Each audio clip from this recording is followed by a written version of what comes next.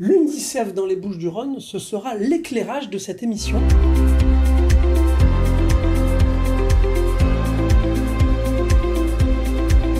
Bonjour et bienvenue dans l'actu du territoire. L'UNICEF dans les Bouches-du-Rhône, ce sera l'éclairage de cette émission. Et Mathieu, nous avons le plaisir et l'honneur d'accueillir Carole Plagne, élue déléguée de l'UNICEF des Bouches-du-Rhône. Bonjour Carole et bienvenue. Bonjour Thierry, bonjour Mathieu, merci de me recevoir aujourd'hui, c'est un honneur. Alors, parlez-nous un petit peu de l'UNICEF en quelques mots. Qu'est-ce que l'UNICEF en France ? Alors l'UNICEF, déjà c'est une émanation onusienne, donc avec un siège à New York, et en France ça a été créé il y a 60 ans. C'est une association loi de 1901 et dont le rôle est de porter une action de plaidoyer, c'est-à-dire d'intervenir auprès des pouvoirs publics pour défendre les droits de tous les enfants. Également de faire de la sensibilisation et de la collecte pour financer nos actions sur les territoires où les enfants sont les plus vulnérables, donc c'est-à-dire dans les zones de conflit, dans les zones de fortes catastrophes climatiques et de crises humanitaires importantes. Et donc en France, l'organisation de l'UNICEF, ce sont une équipe salariée qui est à Paris, mais sur nos territoires, on a 21 comités donc, territoriaux. Ici dans les Bouches-du-Rhône, nous avons un comité Alpes-Provence, dont le siège est à Marseille, mais qui intervient sur 4 départements, qui n'est constitué que de bénévoles. Donc c'est important de le mentionner, nous n'avons pas de budget et nous sommes tous des bénévoles. Et notre bureau d'élus, donc nous avons une présidente qui est Corinne Noalès, nous avons un secrétaire général, nous avons une trésorière et un délégué par département. Et donc moi, je suis effectivement la déléguée des Bouches-du-Rhône élue par nos adhérents. Et on s'en réjouit. Car c'est vrai qu'on a cette image de l'UNICEF sur une échelle internationale, mondiale. Concrètement, quelles sont vos actions sur notre terrain, sur notre territoire ? Alors, sur notre territoire, donc, comme je le disais tout à l'heure, donc nous, on va avoir une action de plaidoyer. Donc, le plaidoyer, il est mené par le siège de Paris au niveau de l'État français.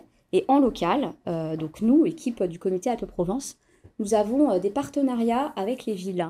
Nous avons 13 villes amies des enfants. Bien évidemment, Marseille est une ville amie des enfants qui s'engage à nos côtés et qui a une feuille de route pour faire en sorte que les enfants soient représentés, que leurs droits soient bien défendus, en tous les cas dans la ville de Marseille, et qu'ils puissent participer au débat public. Et d'ailleurs, on a eu la chance de mettre en place tout nouvellement, sur l'année scolaire précédente, avec la ville de Marseille, le conseil municipal des enfants, avec les enfants qui ont élu leurs représentants et qui se sont rassemblés à l'hémicycle. Donc effectivement, on a cette action de plaidoyer. On a aussi une action de sensibilisation. Donc on a un partenariat avec l'Éducation nationale et nous intervenons beaucoup dans les écoles, en particulier dans les écoles des quartiers prioritaires, puisque au comité Alpes-Provence et à Marseille en particulier, pour nous c'est important justement que cette mixité sociale très bien représentés à Marseille, et bien soit aussi illustrés dans nos actions et au sein de nos membres. Donc on intervient beaucoup dans ces écoles pour faire connaître au plus grand nombre la Convention internationale des droits de l'enfant, dont on fête cette année justement les 35 ans de la signature. Donc c'est une convention qui a été signée par plus de 190 pays et qui définit tous les droits que les enfants devraient avoir dans tous ces pays qui l'ont signé et ratifié. Donc, on intervient dans le cadre de cette sensibilisation dans les écoles, mais aussi dans différents événements dans lesquels nous sommes conviés, notamment par les villes. Et enfin, dernière action au quotidien, c'est la collecte. Donc, on a la chance d'avoir des partenaires qui sont aussi des entreprises. On parlera tout à l'heure de l'action des entreprises, mais également des clubs sportifs. On a signé l'année dernière un partenariat avec la Nautique à Marseille. Et grâce à la Nautique, on a pu participer justement à l'arrivée de la Flamme à Marseille, puisqu'on a escorté sur les voiliers de la Nautique et à côté d'une autre association, Télémac, justement la Flamme, qui était portée par le Belém. Et puis également, nous venons de signer un tout nouveau partenariat avec le Cercle des nageurs, qui s'est fortement illustré lors des Jeux olympiques, et on est vraiment hyper fiers de pouvoir les compter comme nouveaux partenaires. Donc avec des enfants, c'est-à-dire que vous proposez à des enfants de participer à ces événements ? Mais en fait, on propose, on organise conjointement avec ses partenaires des événements qui vont porter les valeurs d'UNICEF et qui vont mettre à l'honneur effectivement les enfants qui vont s'engager à nos côtés. Donc c'est vrai que nous, ce qu'il faut savoir sur notre comité Alpes-Provence, la particularité, c'est qu'on a 3/4 de nos membres et de nos bénévoles qui sont des jeunes de moins de 26 ans. C'est ce qu'on appelle les jeunes ambassadeurs. Et puis la moitié qui sont des mineurs. Parce que comme on porte un message de protection des droits de l'enfant, Oui. c'est justement important que les enfants et les jeunes eux-mêmes s'emparent de ce message et proposent des projets, soit l'initiative de projets solidaires pour diffuser le plus largement possible justement l'information sur la protection des droits de l'enfant. Voilà. Alors, en quoi, justement, on parlait des entreprises, en quoi les entreprises peuvent vous aider? Alors, les entreprises ont vraiment différentes façons pour nous aider. Alors, je voudrais parler d'une première façon, parce que moi, ça me touche particulièrement, parce que mon engagement à l'UNICEF Oui. a commencé au travers d'un mécénat de compétences. Voilà. Donc, les entreprises qui ont ce type de dispositif en place, ou qui ne l'ont pas mais souhaitent le mettre en place, voilà, peuvent proposer à des collaborateurs de dédier soit une partie de leur temps, soit pendant 100% de leur temps pendant une durée déterminée. Moi, ça a été mon cas. Hein. J'ai pendant 100% de mon temps œuvré pendant 6 mois tout en continuant à être salarié de mon entreprise. Donc ça, c'est une première façon d'aider le comité UNICEF Alpes-Provence.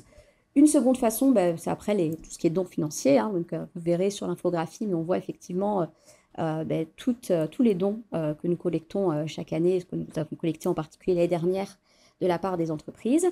Une autre façon, c'est aussi tout ce qui est une aide logistique.